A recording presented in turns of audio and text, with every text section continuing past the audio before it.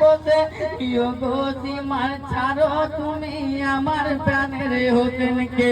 নামাজ পড়তে যাবে আমার প্রাণের হতেন মদিনায়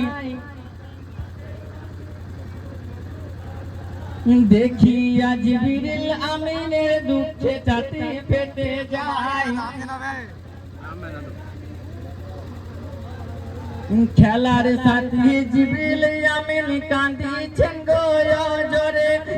গো আল্লাহ রহম করো দোস্ত হোসেনের পরে